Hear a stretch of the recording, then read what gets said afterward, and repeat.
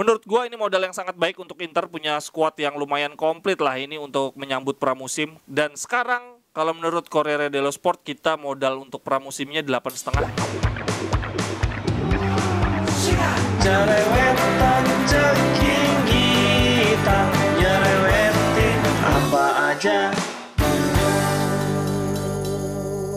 Teman-teman, saat ini kalian sedang menyaksikan Cerewetin Inter. Apa kabar teman-teman semua? Semoga dalam keadaan sehat karena pramusim akan segera dimulai. Hari ini jam 17 waktu Italia, jam 5 sore waktu Italia akan ada konferensi pers untuk pertama kalinya oleh Marotta dan Inzaghi. Jam 5 sore waktu Italia berarti di Indonesia jam berapa ya teman-teman ya? Kalau memungkinkan, kalau waktunya pas atau gue udah pulang kantor, gue akan coba live. Oh ya, gue mau ngasih tahu bahwa untuk klasemen Giornata ketiga ya sudah bisa teman-teman lihat di kolom deskripsi, diklik aja. Kemudian untuk Giornata berikutnya pertanyaannya ada di konten besok, berarti di hari Rabu. Oke, lanjut. Konferensi persnya memang baru hari ini, tetapi latihannya, first trainingnya sudah dari kemarin. Belum full tim, beberapa pemain yang membela tim nasional di uji coba atau di Nation League baru akan bergabung minggu depan. Untuk saat ini ada Handanovic, ada Onana, ada Kordas nih, gue tampilin nama-namanya. Ada beberapa pemain Primavera nih, kalau dari berita yang gua baca, katanya Inzaghi sedang melihat Baby Kivu gitu ya disebut ya. Pemain-pemainnya si Christian Kivu. Dilihat nih siapa yang kira-kira bisa dimasukkan ke tim utama untuk musim depan. Tetapi dari semua nama nih kalau disebut di sini, first of all, it will be necessary to insert. Tapi untuk apa? Untuk pertama kali penting untuk memasukkan nama-nama mereka dalam latihan bersama-sama dengan pemain senior. Kemudian dilihat siapa yang bisa dimasukkan ke tim utama musim depan. Tetapi ini yang paling penting. Ada satu nama yang mencolok dibandingkan nama-nama lainnya. Inzaghi ready to evaluate also the Primavera side. Inzaghi siap untuk mengevaluasi pemain Primavera. There is a name above everyone. Ada satu nama yang melebihi nama-nama lainnya, yaitu Carboni. Jadi kemungkinan besar Carboni akan masuk musim depan. Kalau teman-teman dari nama-nama ini nih, ada Sangali, Moretti, bahkan kayak Dalbert, Lazaro, ada nggak? Salcedo, bahkan menurut teman-teman ada nggak pemain-pemain yang kemungkinan akan dijual, tapi sebetulnya teman-teman berharap kayaknya boleh deh dimasukin ke musim depan nih, kayak Lazaro mungkin bisa jadi opsi, atau Dalbert, atau mungkin Pirola, Salcedo. Sebetulnya kalau dilihat dari komposisi tim, kemarin yang dibutuhkan Inter itu penyerang kelima. Dan kemarin sempat dibicarakan apakah itu akan dari Primavera atau enggak. Tetapi yang gue baca terakhir justru Zona Caicedo sedang ada negosiasi pemutusan kontrak dengan Genoa dan kemungkinan akan menjadi striker kelima Inter musim depan. Caicedo lagi. Oke teman-teman, untuk pramusim akan segera dimulai. Ini untuk jadwalnya kemarin juga udah sempet gue bacain sih. Ada kita lawan Lugano dulu di Selasa 12 Juli 2022. Kemudian ada lawan AS Monaco jam 1:30. Waduh gila, malam-malam semua.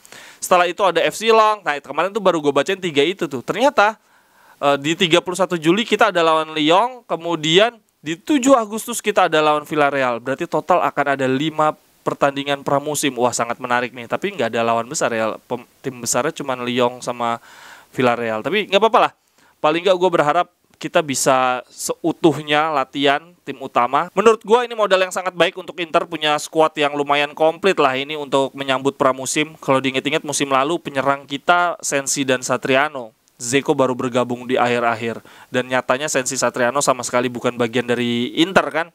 Dan sekarang kalau menurut Corriere dello Sport kita modal untuk pramusimnya 8,5. Setuju banget sih bahwa ya kita memang paling bagus ya sejauh ini. Walaupun menurut gue Juve harusnya di atas Milan sih. Dia kalau ngerekrut Pogba dan Di Maria dan bisa start pramusim ada Di Maria dan Pogba, wah itu luar biasa banget. Mungkin kenapa Milan dapat 7,5 karena memang kelemahan mereka musim lalu di sisi penyerang dan mereka transfernya efisien, jadinya mendapatkan nilai 7,5. Tapi kalau diteliti lagi nih, nilai kita 8,5 karena di lini belakang dicantumkan oleh Corriere dello Sport ini masih Skriniar. Padahal Gazzetta mengatakan bahwa Inter sudah menurunkan harga nih dari 80 juta ke 70 juta.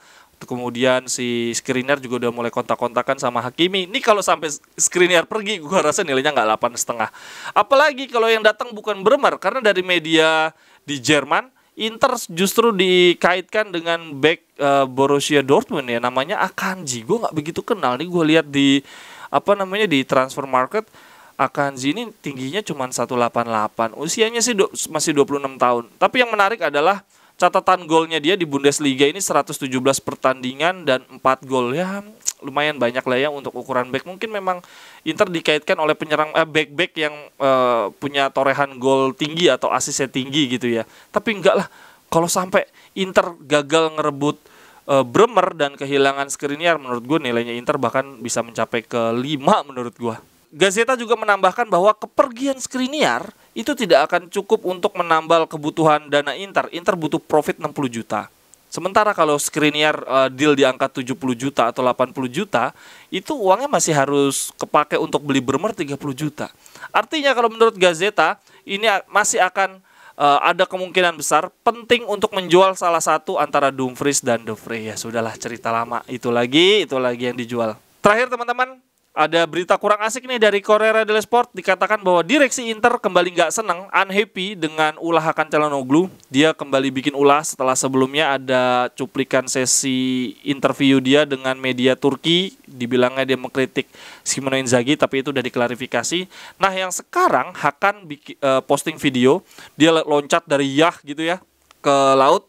Dan itu kan berpotensi bikin dia cedera. Jadi ini disebut sebagai behavior yang kurang profesional, sedang dievaluasi fisiknya apakah bagus, fit untuk pramusim.